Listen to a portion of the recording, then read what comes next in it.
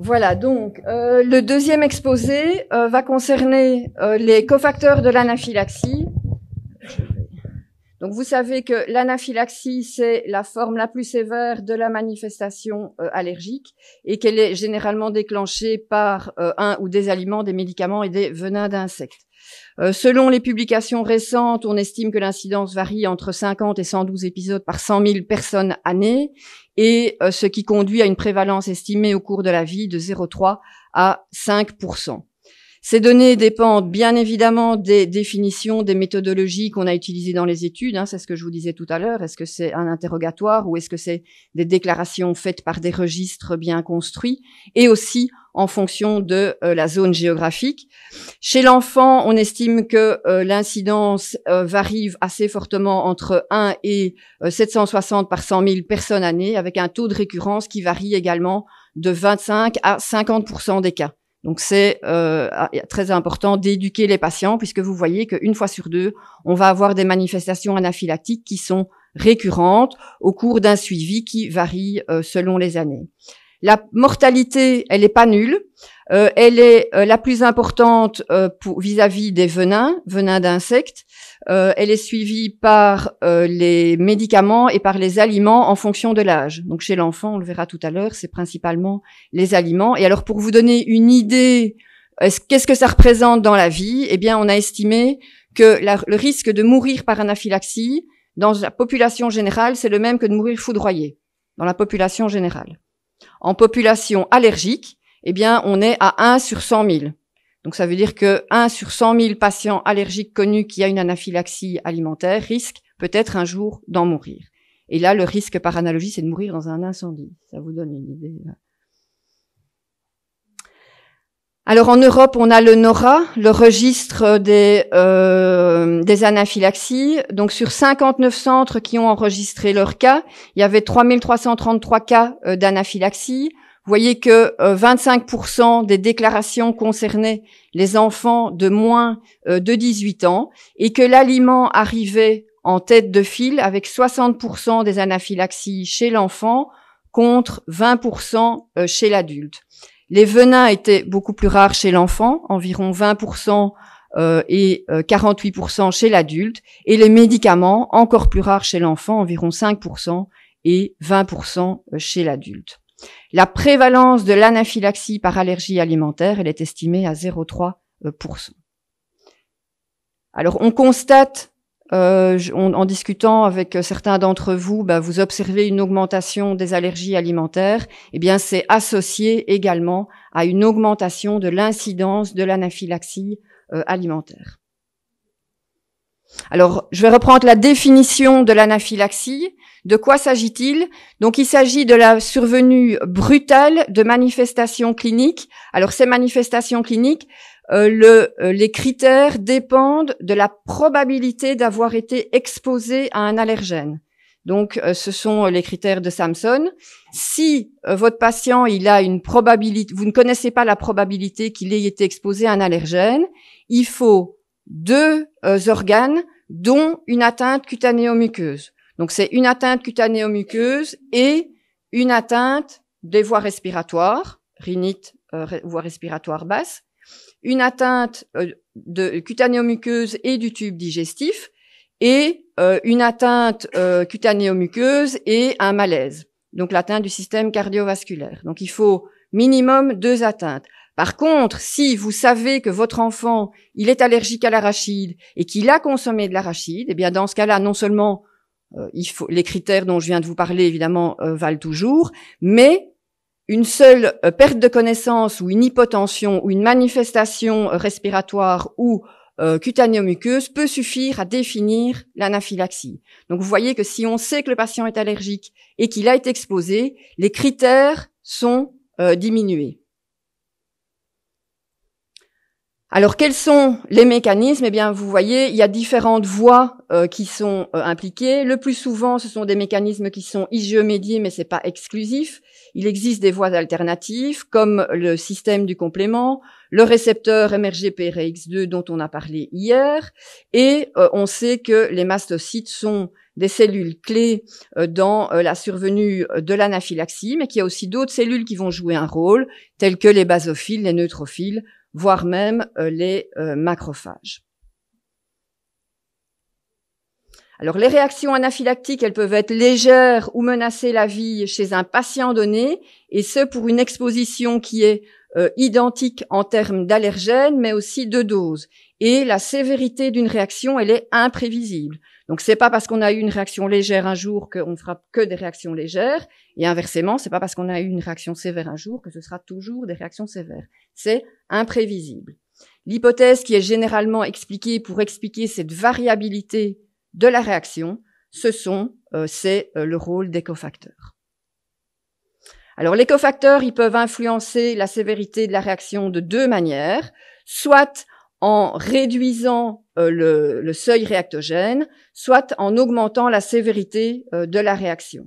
On estime que les cofacteurs jouent un rôle dans approximativement 50% des réactions anaphylactiques de l'adulte et un peu moins chez l'enfant, de 15 à 20%.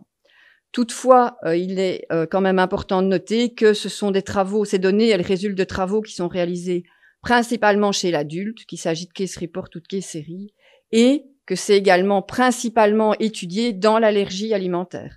Il n'est pas exclu du tout que les cofacteurs jouent un rôle dans les autres causes d'anaphylaxie, mais c'est surtout dans l'anaphylaxie alimentaire que ça a été étudié.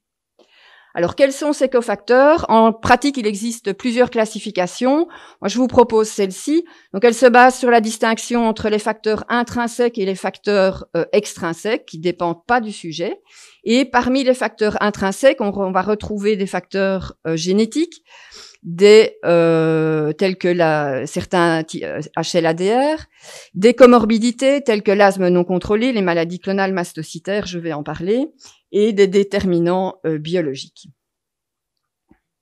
Alors, parmi ces déterminants biologiques, on a l'alpha-tryptasémie héréditaire, qui est en fait un trait autosomique dominant et qui est dû à une multiplication du gène de l'alpha-tryptase, pardon. On retrouve cette mutation dans la population générale à environ 5% des patients, des sujets américains et 6 à 8% en Europe.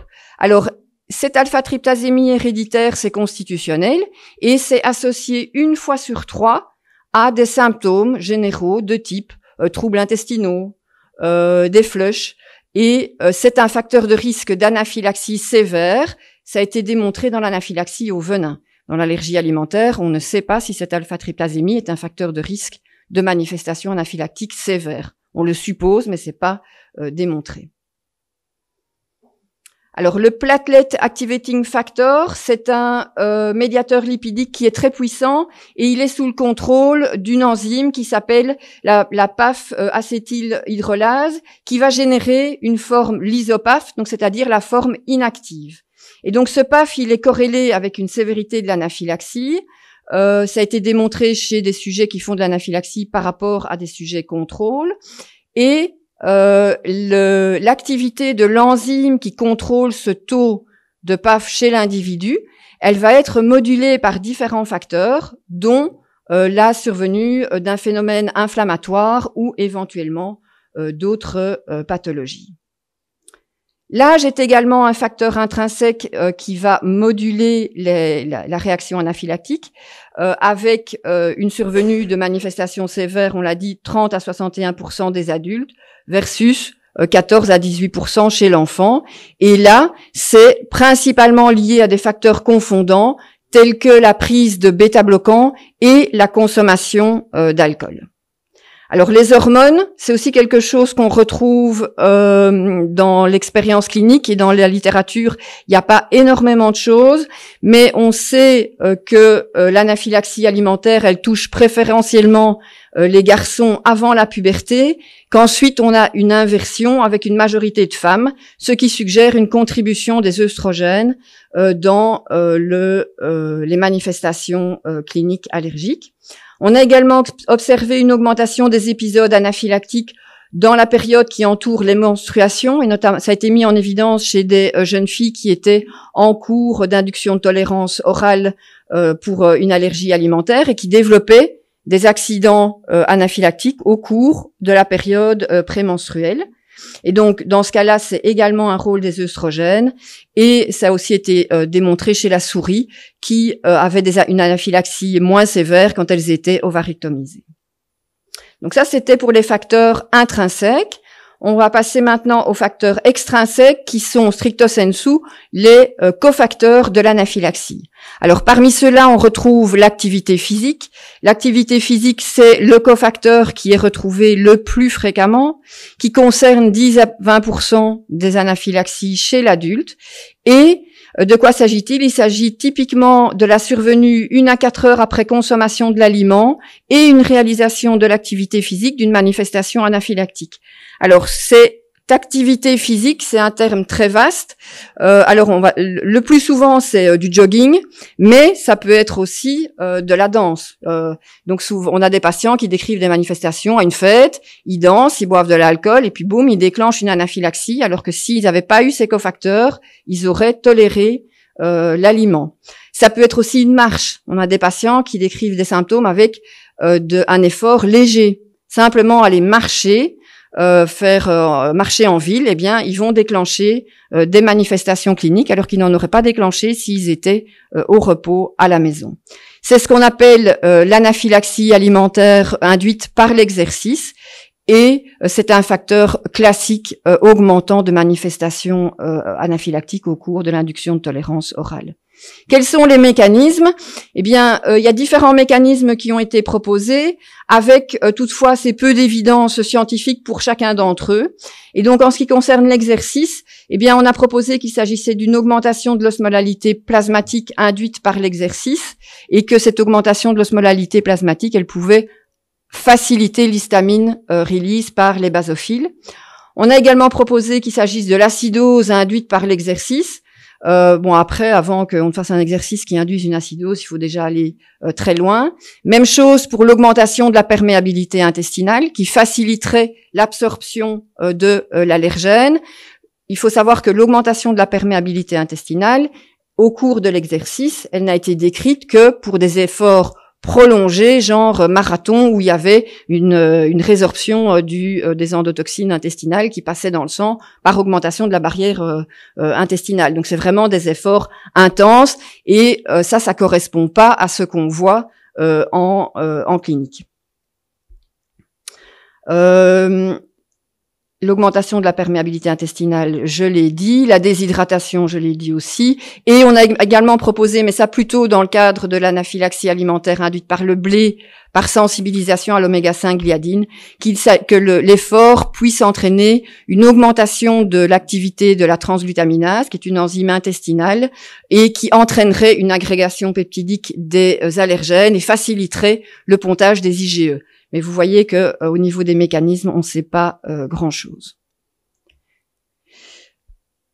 Une donnée récente qui suggère un rôle pour les prostaglandines, on a mis en évidence que le misoprostol, qui est un analogue de la prostaglandine E1, avait un effet protecteur sur les manifestations de l'anaphylaxie induite par les cofacteurs. Donc ils ont pris 10 sujets sains, ils ont réalisé qui avaient une anaphylaxie au blé induite par l'exercice. Ils ont réalisé différents TPO, blé seul, blé avec exercice, blé avec alcool ou avec aspirine, et blé avec aspirine plus misoprostol, un analogue de la prostaglandine, et blé effort et cet analogue de la prostaglandine. Et ils montraient, ils étudiaient le taux d'allergènes circulant, et donc ils montraient que le taux de gliadine dans le sang était augmenté au cours des tests où ils associaient consommation de blé et cofacteurs, et par contre que cet effet n'était pas retrouvé lorsqu'ils administraient en même temps du misoprostol. Donc ça donne des pistes sur les mécanismes physiopathologiques qu'il y a derrière l'anaphylaxie induite par l'exercice. Les anti-inflammatoires non stéroïdiens, c'est une autre cause de cofacteur, c'est une autre étiologie de cofacteur qui est responsable de 25% des anaphylaxies chez l'adulte. Et vous voyez qu'en région méditerranéenne, ça peut monter jusqu'à près de 60%. Donc c'est pareil, ce sont des patients qui vont développer des manifestations anaphylactiques après consommation d'un aliment et prise d'un anti-inflammatoire qu'ils peuvent avoir pris évidemment le matin. Et ça a surtout été décrit avec le blé, l'arachide, les fruits à coque, les graines, les fruits et légumes, notamment les LTP et les crustacés. Et donc le mécanisme qui est proposé, c'est également une augmentation de la perméabilité intestinale, voire un effet direct des anti-inflammatoires non stéroïdiens sur la sensibilité du mastocyte et du basophile et leur aptitude à relarguer leur médiateur. Deux hypothèses ont été proposées au niveau des mécanismes physiopathologiques, et là c'est des mécanismes qui sont pas très bien connus, mais qui impliquent l'adénosine et son récepteur, et même chose, la voie des prostaglandines. Et ces pistes sont proposées pour expliquer l'anaphylaxie induite par l'exercice, mais aussi associée à la prise d'anti-inflammatoires et à l'alcool. Donc je vous le disais, l'alcool, on le retrouve, heureusement que chez l'adulte, 15% d'anaphylaxie ont été favorisés par la consommation de l'alcool. Le mécanisme sous-jacent, il est également assez mal connu. Les hypothèses qui sont proposées, c'est une augmentation de la perméabilité intestinale par un effet de l'alcool sur les jonctions serrées au niveau de l'épithélium. C'est de nouveau une inhibition de la résorption de l'adénosine, le médiateur dont je vous parlais tout à l'heure, et qui pourrait augmenter l'activation des mastocytes via leur récepteur pour les IgE, et la stimulation de la production des IgE. C'est un mécanisme qui est proposé, mais la stimulation de la production d'IgE, c'est quelque chose qui est retrouvé chez les patients qui sont alcooliques et dont on ne connaît même pas la pertinence clinique. Donc je l'ai mentionné parce que c'est repris dans les articles, mais c'est pas quelque chose dont on comprend très bien le mécanisme et qui est pertinent. Alors les bêta-bloquants et les inhibiteurs de l'enzyme de conversion, il y a malheureusement peu d'études qui sont contrôlées pour les autres facteurs confondants qui sont la raison pour laquelle on a prescrit des bêta-bloquants et des IEC, c'est-à-dire les pathologies cardiovasculaires et l'âge. Mais vous voyez que le fait d'être sous bêta-bloquant confère un odds ratio qui varie de 2 à 7 pour la survenue d'épisodes d'anaphylaxie. Alors souvent en plus ces médicaments ils sont pris en association qu'est-ce qu'on sait des mécanismes? Bon, les bêta-bloquants ils vont évidemment réduire la réponse physiologique normale à la survenue de l'anaphylaxie dans des modèles murins, on a montré qu'il y avait également une activation par le récepteur à haute affinité.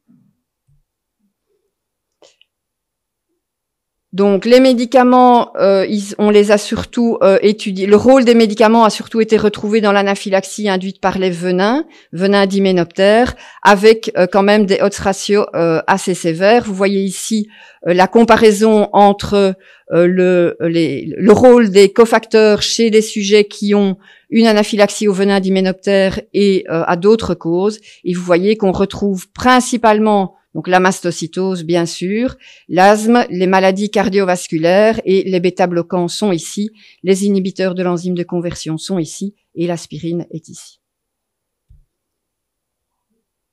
Les hypolipémiants, on a aussi décrit qu'ils pouvaient aggraver des manifestations anaphylactiques. Le mécanisme qui est proposé, c'est une diminution de l'activité de la PAF acétylhydrolase, dont je vous disais qu'elle contrôlait le taux de PAF et qui était un médiateur lipidique important.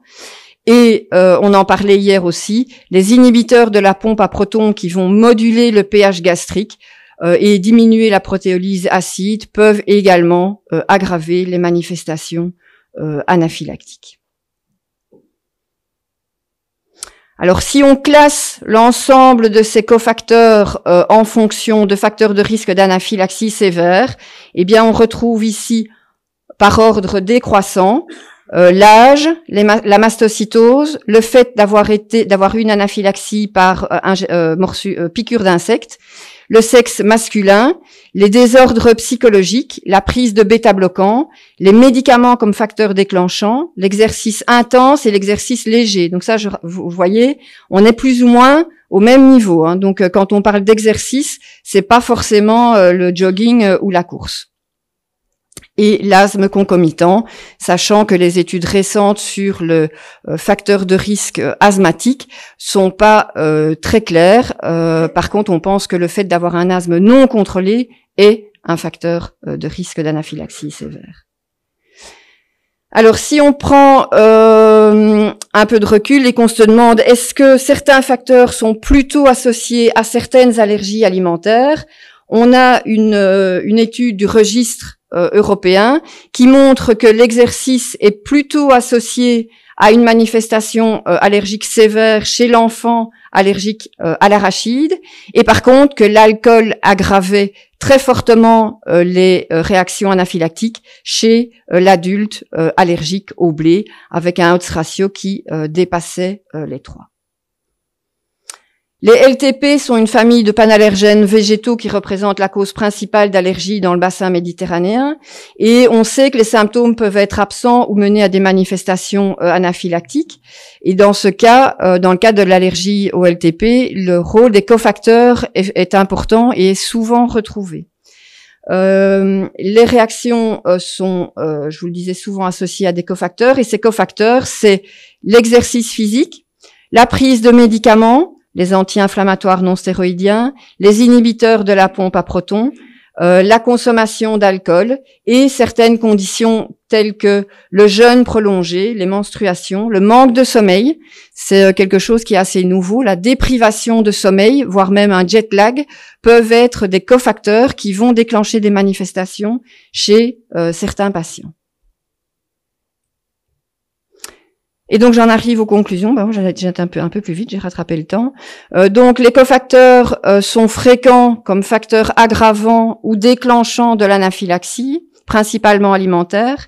Il faut y penser parce que le diagnostic est important, il faut le reconnaître, et c'est surtout important en termes d'éducation thérapeutique, parce que ce sont des patients qui peuvent tolérer certains aliments sans cofacteurs et qui par contre ne peuvent pas les consommer si c'est en présence d'alcool, de prise anti-inflammatoire au cours de la période menstruelle ou avant réalisation d'un exercice.